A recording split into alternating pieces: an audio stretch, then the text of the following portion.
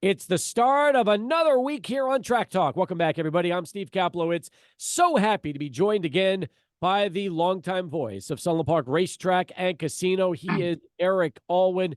Eric, I know the last 6 weeks have been difficult to say the least for you, but you're here, you're back, you're ready to finish strong with not just our segment, but the live racing season. And officially, you're welcome back to the program.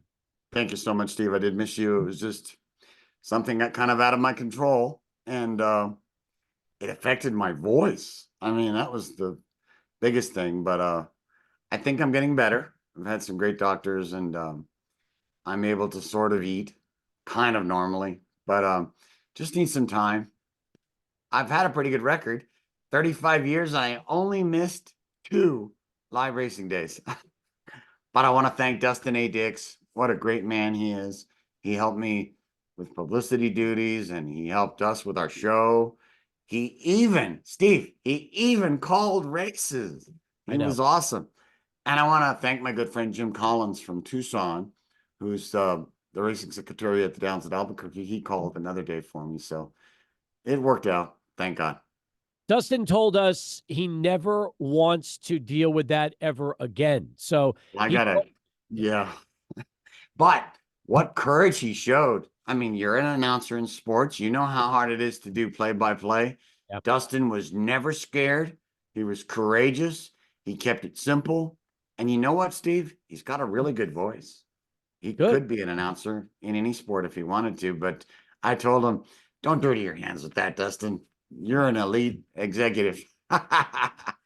You know, that makes me wonder, for you, since here you are, you're calling the races, not just here at Sunland, but you call it all around the state of New Mexico.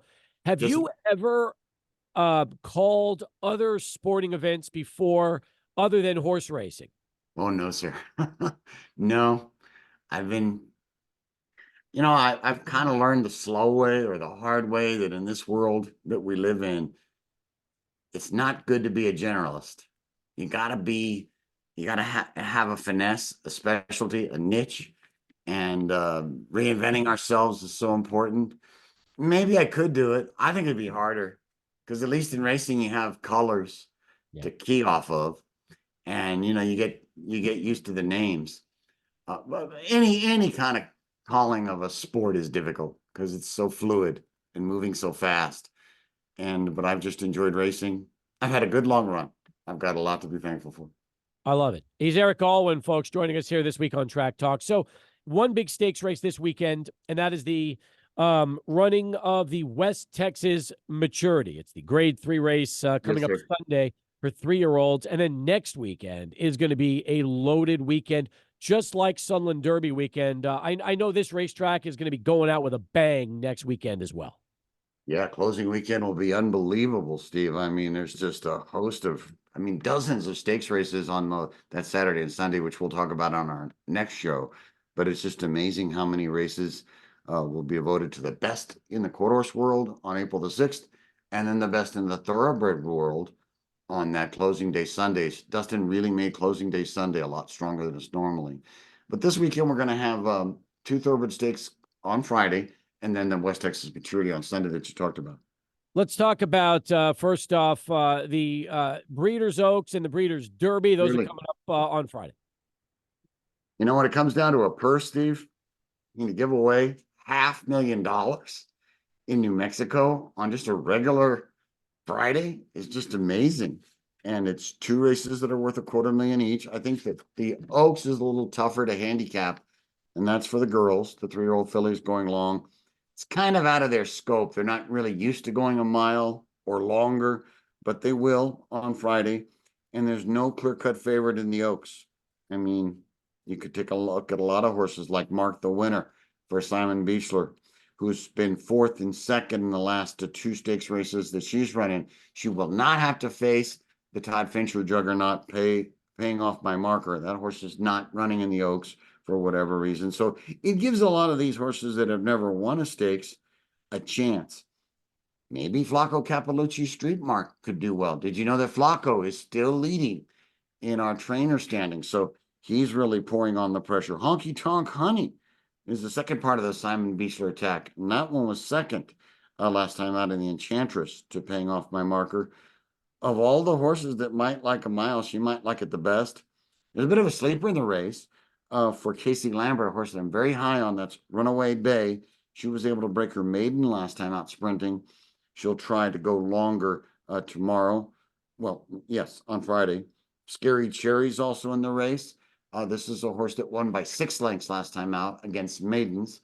Going to try 2 new things on Friday. That's to run against winners for the first time and going long. Have we ever talked about Martin Valdez Cabral Jr.?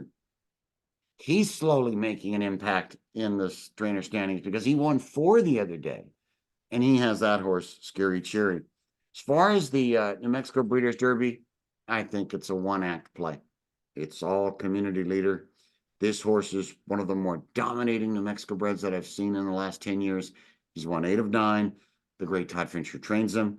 He won the Red Heaterman Mile, so we know that he likes to go a route. He won the Corralito Steakhouse Stakes before that, and he was a big winner at Zia Park. He's just been awesome. I think they're all running for second in that race. Man, I mean, and by the way, I'm happy you mentioned Todd Fincher because we are going to talk about Yes, sir. Buscador here during this segment for obvious reasons. Dubai this weekend, it's going to be a huge race for Todd and Senor Buscador. So busy. As far as Flacco goes and Todd Fincher and the standings, as far as just the overall trainers, has it been pretty close this season when you really start to look at how the standings have shaped up? It truly has because, got to win a lot of races to win the title around here. Flacco got a great start. He's been, making a daily impression. Of course, he's limited that he can only run on Thursdays and Fridays normally because he's a thoroughbred trainer. That just goes without saying, but it's so competitive. Todd's been busy with Senor Buscador, as we saw Felix Chavez's award-winning story in the Times today.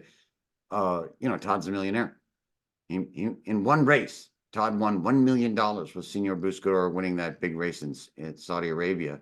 So he's been busy going across the Atlantic Ocean twice because he's going back this weekend. He's already there to run in the Dubai World Cup, which is a $12 million race. But and then you've got Martin Valdez Cabral Jr. in the mix as well. I think it'll be one of those 3 names that'll win the title. It's just that Flacco's so busy entering, your overnight races. He's so busy winning those that I think he's going to be tough to stop. He's a great guy, a real ambassador of the sport, and it would kind of be nice to see Flacco win the title. I know that he's won titles all across the state, but we're wishing all of them the best. Todd especially. Of all the horses that have ever run at Sunland Park, Steve, you have to say Senor Buscador is the best now, because the amount of wins on his resume is so great, and he's won so much money. He's won $12 million. I mean, it's just amazing that a horse that hailed from here could do such great things. How does the West Texas Maturity shape up on Sunday for quarter horse racing? Be nice because we have Wes Giles on the quarter horse legend. We've talked about him for years. He's won the West Texas Futurity many times. I know he's won the West Texas Derby. He has a horse called KJ Scoot, Boot and Jess. Comes to us from the same barn that held KJ Desperado. Kathy and John Lee own that one. That anything with the prefix KJ on it would be theirs or a homebred. So KJ Boot, Scoot and Jess was the top qualifier for the Maturity. He drew well. He's in the 6th hole. I think he's going to take some beating because he won the trial with ease. I was thinking Muy Peligrosito would be dangerous. He qualified, but he just didn't impress me enough in the trials. It's a good race. The West Texas Maturity is worth over $108,000, and that'll be the feature that we have on Easter Sunday. Meanwhile, we got 10 stakes races next weekend. We'll have an expanded, We're going to have an expanded segment to talk about it because you're right. Closing weekend is going to be epic. I'm excited about that. You sound terrific. I'm going to keep this week short just because I want to save your voice for the weekend in live racing, but definitely plan on a lot of coverage coming up next Thursday on the show when we get a chance to talk about closing weekend. Okay. Thank you so much, Steve, for, helping our game here at Sunland, and had a pretty good season. What else are you going to tell you? There was one other nugget I wanted to share with you. Oh, remember Stronghold, winner of the Sunland Derby. Yes. Got about 35 qualifying points. All he needs is just a little bit more, and I think he could get in the Derby. He's going to run on, I think it's April 6th in the Santa Anita Derby. So I'll have more information about him on our show next week. Fantastic. I definitely want to recap the Derby and the Oaks and talk about some of those winners, and we'll do that as well next week. Sir. Awesome. Have a good weekend. You too, Steve. Thank you. Happy Easter, Eric, and we'll talk to you sir. again. Happy Easter. Look forward